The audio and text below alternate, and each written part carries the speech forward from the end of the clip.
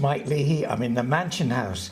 I'm with the Lord Mayor of the City and County of Swansea, Cheryl Philpott. Cheryl, lovely to talk to you. It's lovely to have you here, Mike, with me in the Mansion House, in this splendid building. It is a splendid building. It is, yeah. So you've now been Lord Mayor for nearly a year. Yeah. So just tell me a little bit about your year. Well, the year, as you can imagine, has raced by, but it's been so full of meeting different communities and embracing, well, those communities have all embraced me to start off with. The welcome I've had with everywhere I've been is amazing. But getting to understand some of the communities as well, and the events that we've been to where we've participated in things that we would never have thought. For example, I'll just sort of like go swiftly through some of them. Please. So, the Philippines Independence Day was one of the first events that we went to, and having just been to the Philippines just before I was Lord Mayor. Well, I was Lord Mayor. I will say we, because my husband Steve is my consort. It's very much been a team effort, because he's put into it as much as what I've put into it as well, and I don't think I could have done it without him. So, but I say, back to the Philippine community, because of course we have a very diverse community in Swansea. So I always say when I do citizenship ceremonies that Swansea is like a tapestry. It's like a Welsh blanket of tapestry of all of the different cultures that have come here for many hundreds of years and have integrated into this magnificent blanket, this huge Welsh blanket of this. And that's what makes Swansea great. All of the communities have all come here, and I think I started off by saying we've been embraced by them, and this is what I wanted to say. So we had the Philippines Independence Day. We've been to a puja for the Indian Diwali. And Steve and I both took part in the puja, so that was lovely. And we were honoured to be invited to, if not take part in prayers, but we went to the mosque on St Helens Road, and they invited us to partake in sort of like watching prayers. And that was sort of like, that was amazing, because of course what we've realised is that we've learned so much from all of the cultures that we've been able to be part of. So, and we've been able to ask those questions. So we've asked questions, we've had answers. It dispels myths. And then what I have found my responsibility is that when I hear people talking, that I then give that information, my first-hand information about the experiences that we've had. And people are really quite amazed, but then it's sort of like they ask me questions. And it's all about making sure that we have this understanding, tolerance, understanding. So then we go on to the Chinese New Year, which was absolutely incredible. And I mean, you know, being biffed on the head by a Chinese dragon was something else. But again, you know, we've had that. And then we've had the Nigerian community who had me up with the drums and the dancing, and likewise with our Indian community getting us up on our feet doing Bhangra dancing. So you can see that we've had this hugely diverse year, getting to understand, getting to know communities, getting to understand those communities, and then just going on. You've been really, really busy. Yeah, we've done everything. Yeah. We've had the solemn moments as well. Obviously, things like remembrance services, VE Day, VJ Day, and those are that reminder of perhaps the sadder parts of what's happened in our history. But if we can, I don't think we're learning from those parts yet. But if we continue to remember, maybe that will help at some point in the future. We can't forget. We must remember all of the people who from all over the world who've sadly lost lives or have been injured, families lost. And that's what we remember when we come to Remembrance Day.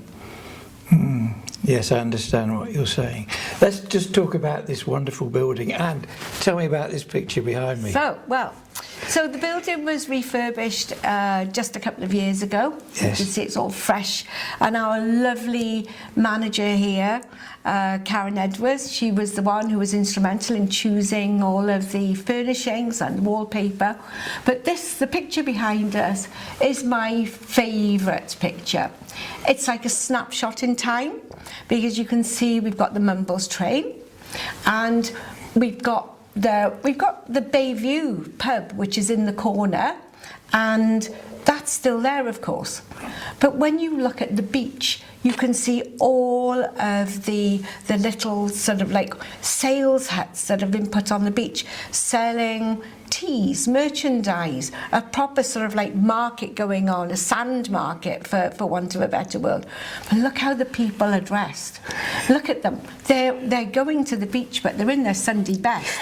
And it just goes to show that, you know, how elegant that people were.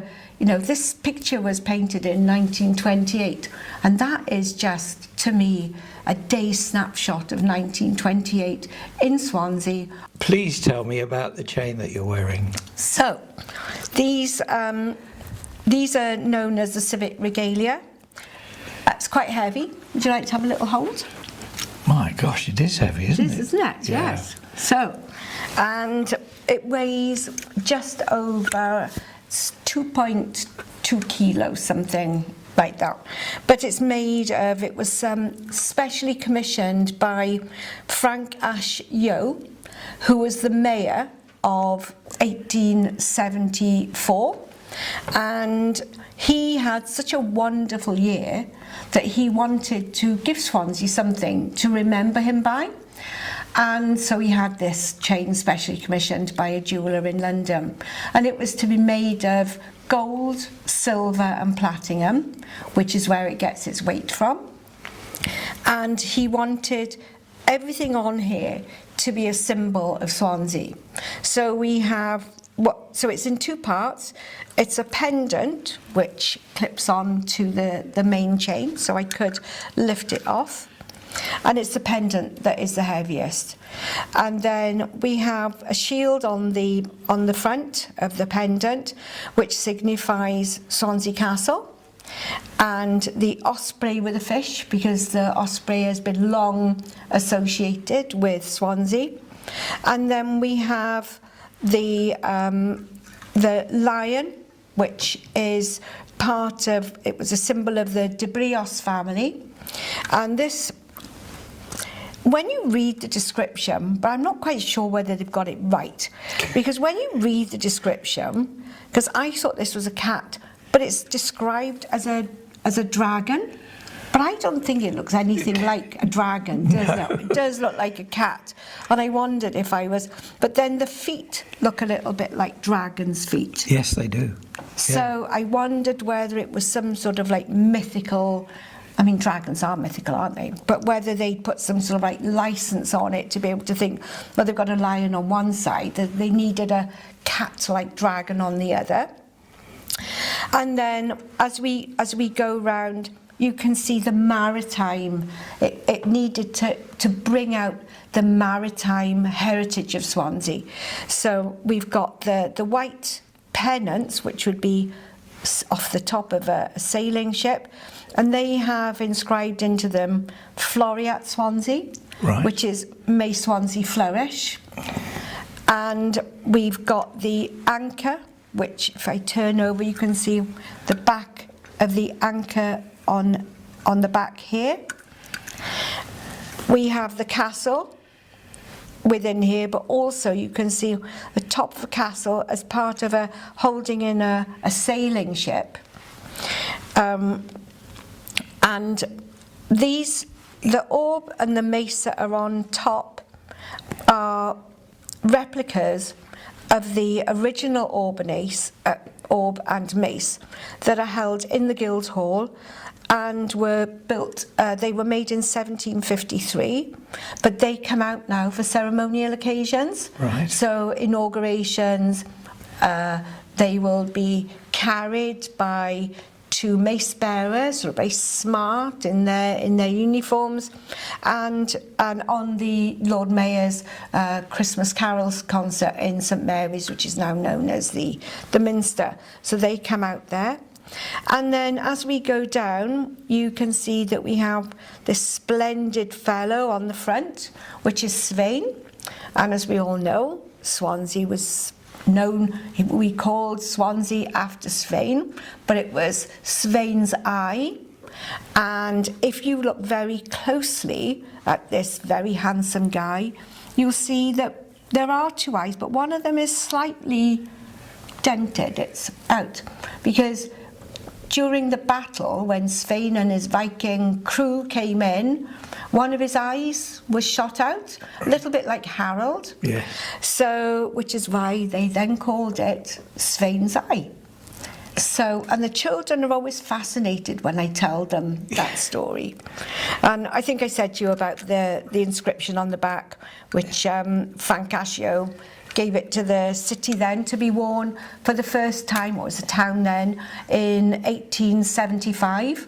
So I'm actually the 150th person Wow. to wear this chain. That's amazing. You know, these wonderful ceremonial. And then also around the chain. Yeah, so as you go around, so there are there's 20 links, all held together by S's to signify Swansea. Mm-hmm. These 2 sort of battle axes up here are to signify, it's Roman to signify authority.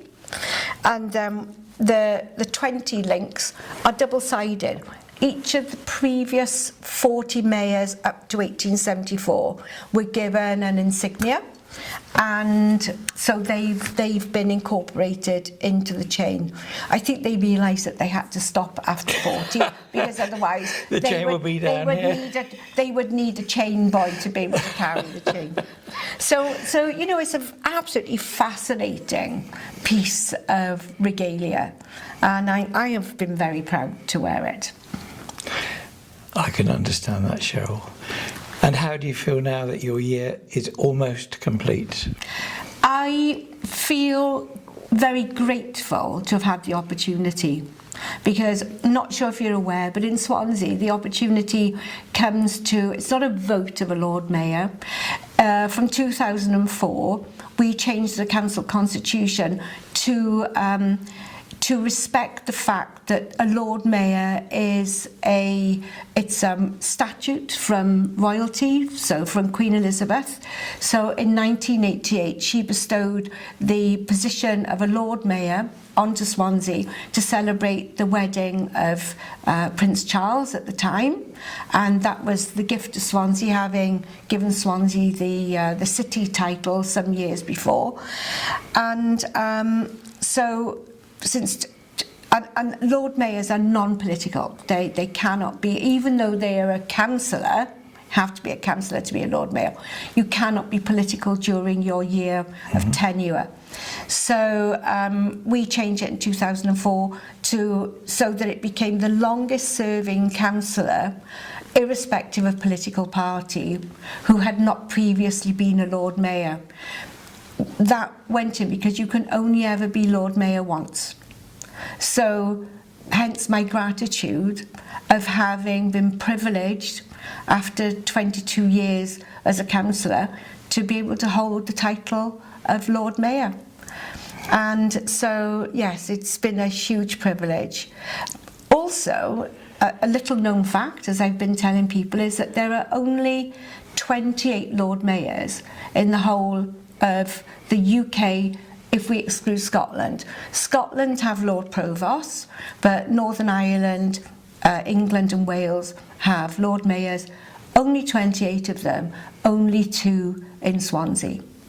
So I think the prestige that gives the city is huge, and I wish that we were able to make a lot more of it, because I do think that, you know, people come here. When I've had visiting visitors from out of Wales, out of England, because we had the High Commissioner of Fiji who came here, and he was absolutely delighted to be seen by the Lord Mayor.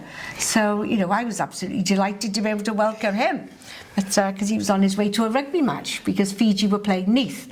So yeah, so it's been, so you can imagine the people have been, you know, great as well, Mike. So I've been talking to the Lord Mayor and it's been absolutely fantastic. I would like to thank her. This has been truly incredible, and I hope you enjoyed the interview. And I'm very grateful for you to have been here. Thank you so much for asking me.